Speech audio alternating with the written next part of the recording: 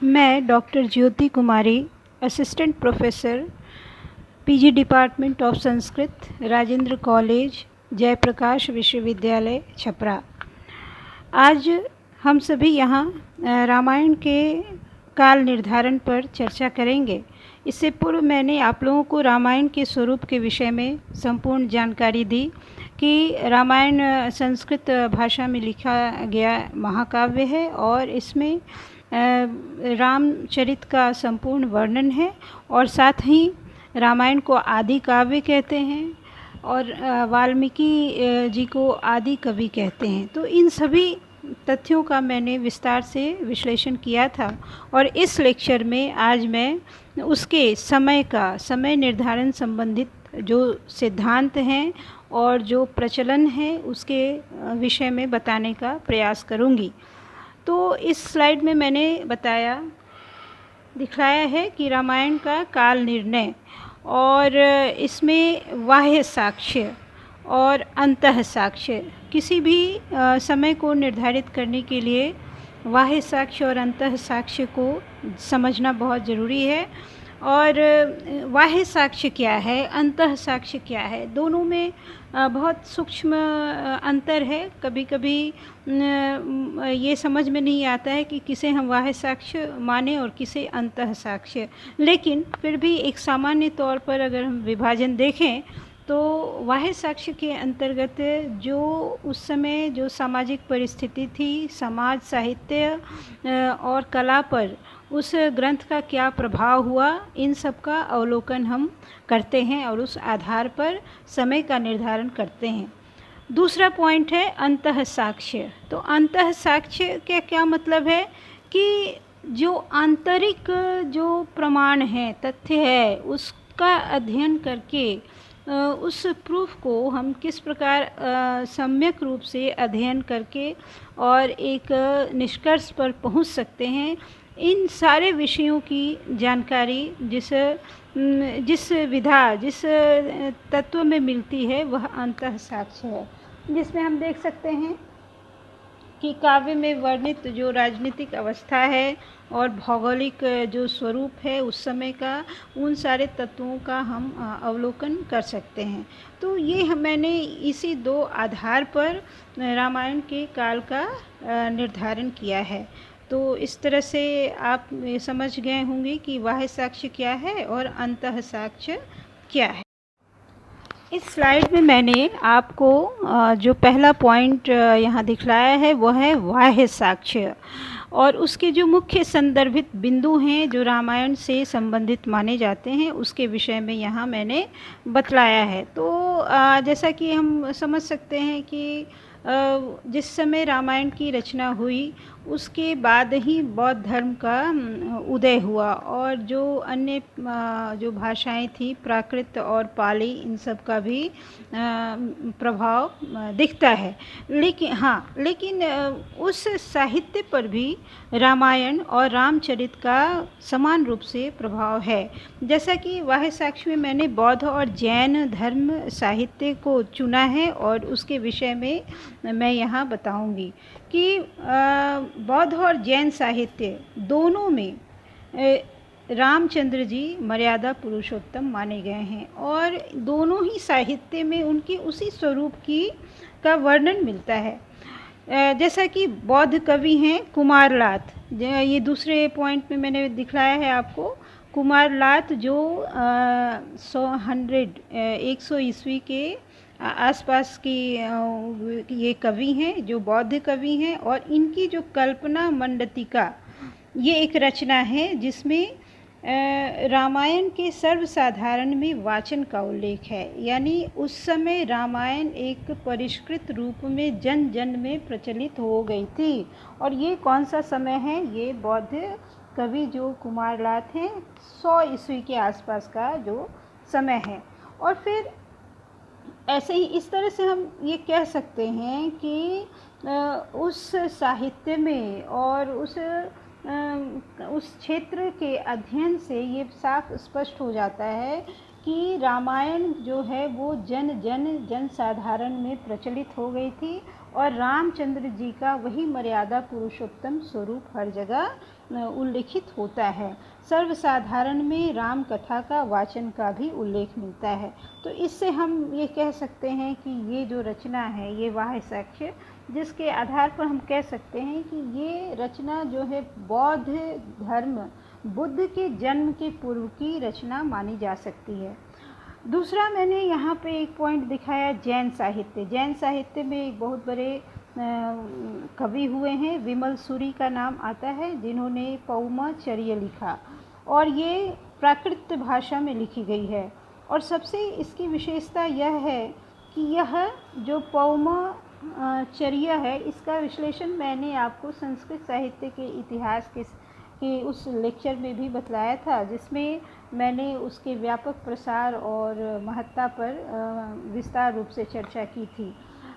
और उसी का यह एक उदाहरण मैंने यहाँ दिया है, जैन साहित्य, जिसमें विमल सूरी एक प्रमुख कवि हैं और इन्होंने पौमाचर्य लिखा जो प्राकृत भाषा में है। तो इस तरह से हम कह सकते हैं। और इसमें रामचरित का वर्णन है। इनका जो समय है वो महावीर की मृत्यु से 530 वर्ष के अनंतर लगभग 62 ईस्वी मानते हैं, विमल सूरी का जो समय है। तो इस तरह हम क्या कह सकते हैं कि उतने उस काल खंड में रामायण की कथा का पूर्ण विस्तार, पूर्ण प्रसार और जन जन में, जनश्रुति जो कहा जाए, जन जन में उसका व्यापक आधार बन चुका था। और इस आधार पर हम कह सकते हैं कि रामायण जो है वो बुद्ध के जन्म के पूर्व की रचना है, यानी रामायण प्राचीन है। उसके बाद उस साहित्य का जो असर होता है, जैसे महाकवि अश्वघोष हैं, जिन्होंने बुद्धचरित लिखी, और बुद्धचरित का जो समय है वो है, इनका जो समय है 78 ईस्वी है, जिसमें सुंदर कांड के अनेक रमणीय उपमा एवं उत्प्रेक्षाओं का उपयोग हुआ है। सुंदर यानी साहित्यिक दृष्टि से भी रामायण तब तक बहुत ही उत्कृष्ट रूप में एक उपजीव्य काव्य के रूप में स्थापित हो चुका था, यानी एक समृद्धशाली परंपरा उसकी दिखती है इस कालखंड में, जिसमें दशरथ जातक है जो पाली भाषा में लिखी गई है। इसमें भी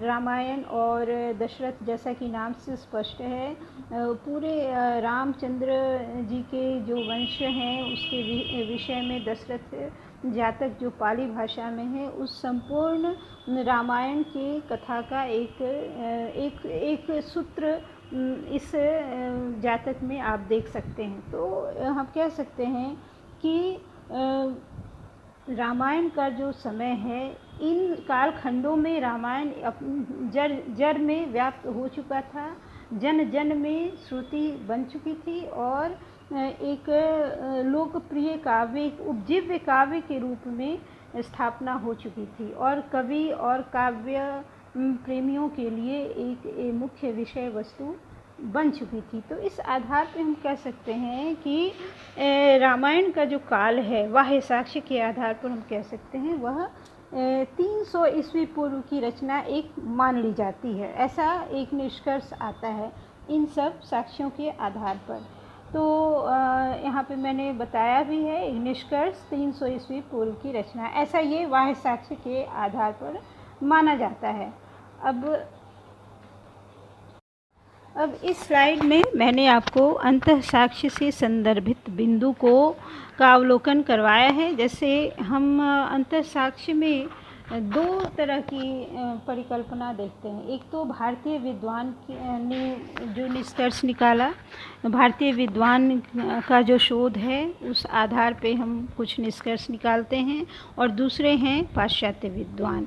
तो आज इस स्लाइड में मैं भारतीय विद्वान की चर्चा करूंगी, जिसमें कई हैं, लेकिन जैसे हम कह सकते हैं श्री चंद्रशेखर पांडे, यहाँ मैंने नाम जो दिया है, जिनके 7 सिद्धांत हैं, वाचस्पति गैरोला हैं, आचार्य बलदेव उपाध्याय हैं, डॉक्टर भंडारकर हैं। इन लोगों ने इस पर विशेष अपनी बातें स्पष्ट की हैं।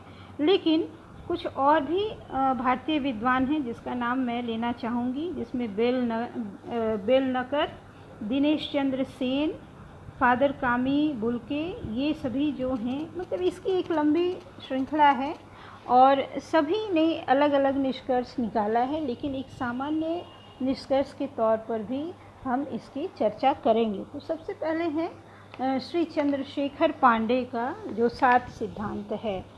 श्री चंद्रशेखर पांडे ने स्पष्ट रूप से रामायण से संबंधित 7 सिद्धांत दिए हैं और उसमें उन्होंने कहा है कि रामायण के बाल कांड और उत्तर कांड के निर्माण तथा अयोध्या कांड से युद्ध कांड तक की रचना में समय का पर्याप्त अंतर है।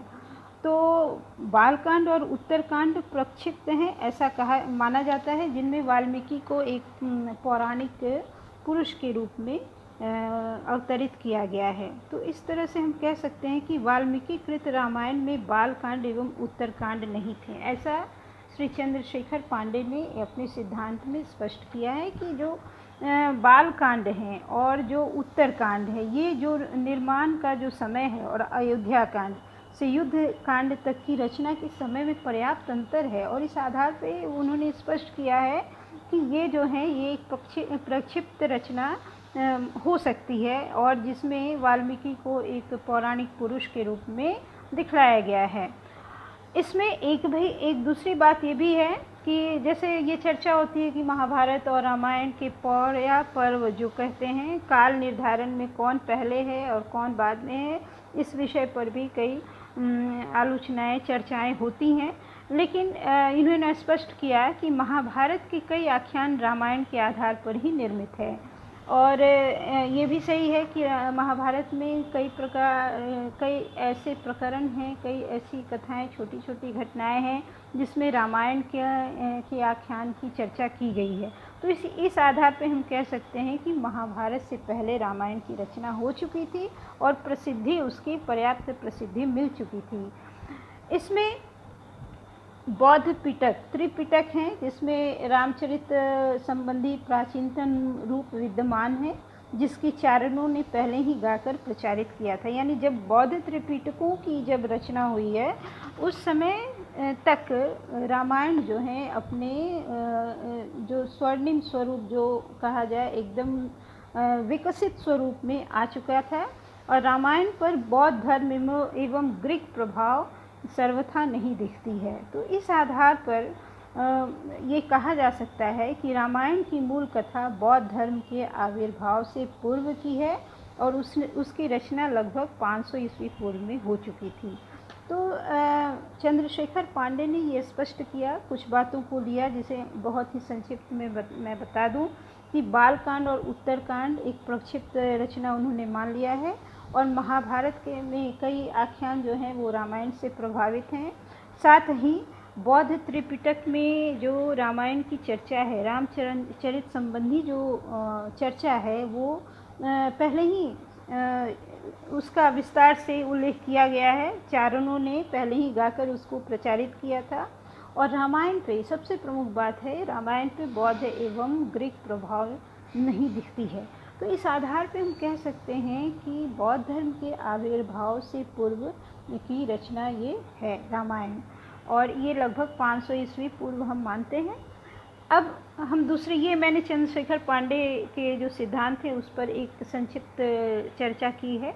दूसरा है वाचस्पति गैरोला और आचार्य बलदेव उपाध्याय।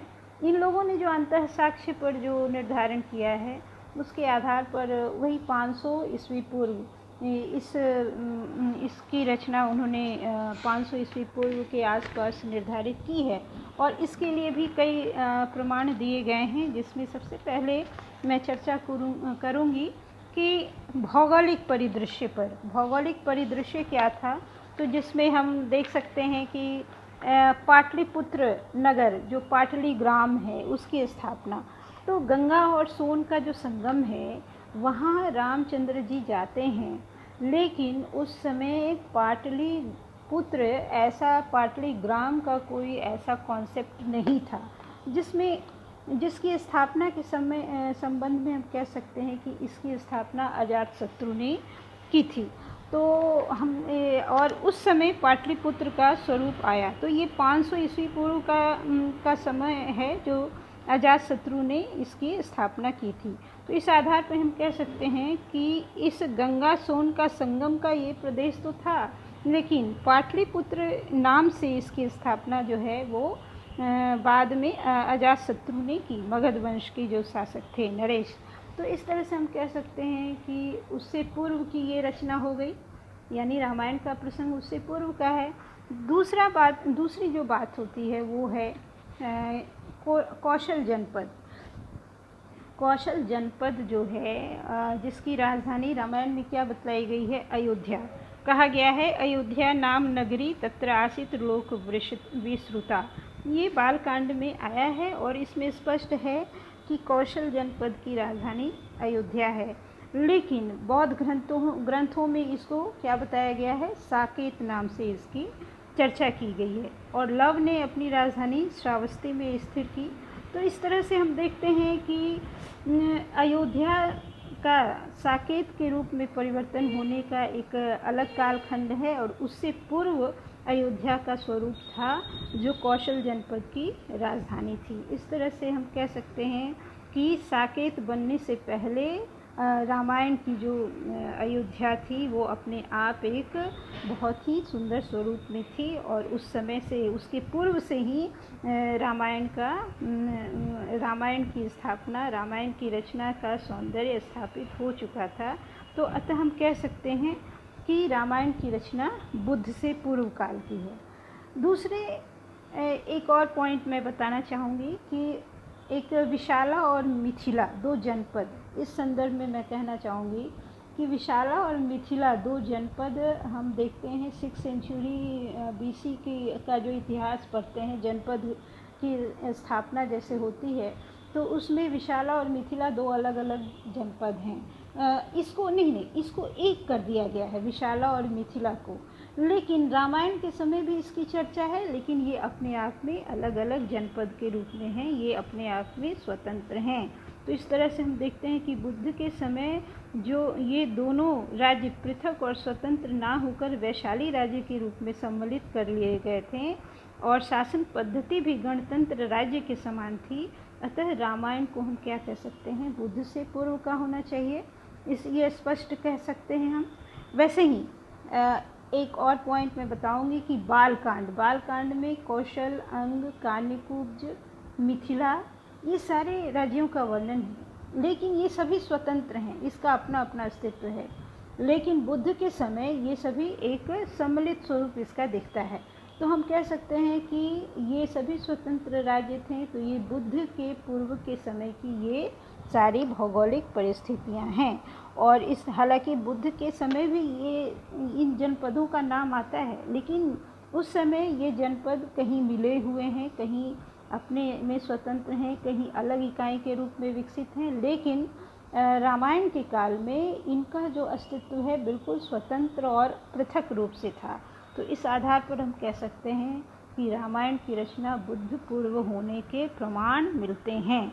तो हम इन और इस तरह से डॉक्टर भंडारकर ने, सभी विचारकों ने अपने अपने ढंग से इसकी व्याख्या की है और इस आधार पे एक सामान्य हम निष्कर्ष निकालते हैं। तो अब इस स्लाइड में मैं पाश्चात्य विद्वानों के विचारों की चर्चा करूंगी, ये सभी अंतःसाक्ष्य के आधार पर।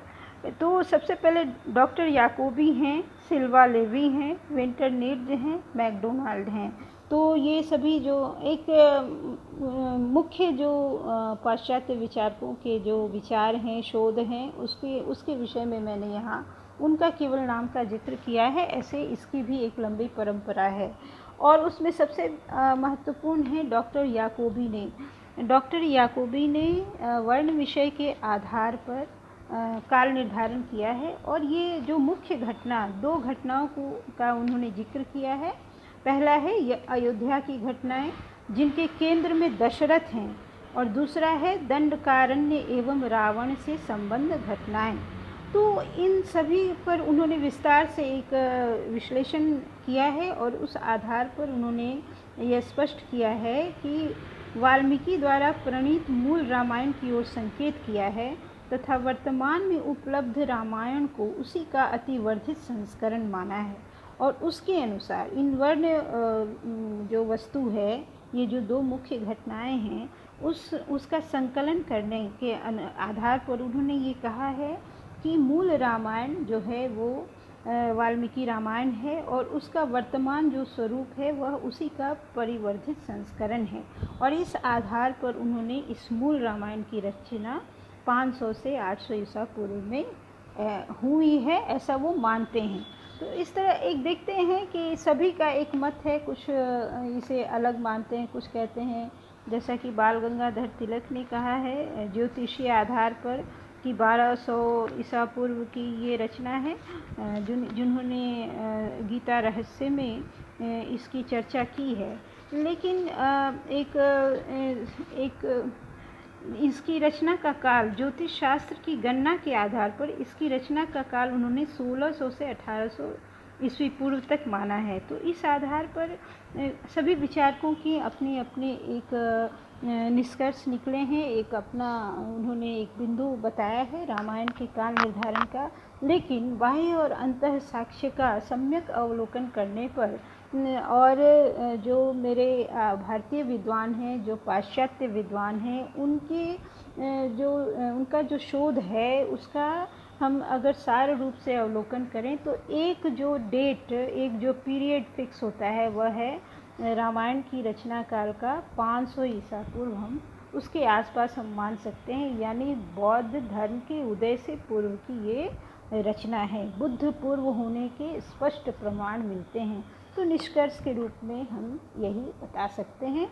और अब अगले अध्याय में, अगले क्लास में मैं इसके विषय में रामायण और महाभारत की रचना काल से संबंधित जो भी विवाद हैं उसको स्पष्ट करने का प्रयास करूँगी। तब तक इतना ही। धन्यवाद।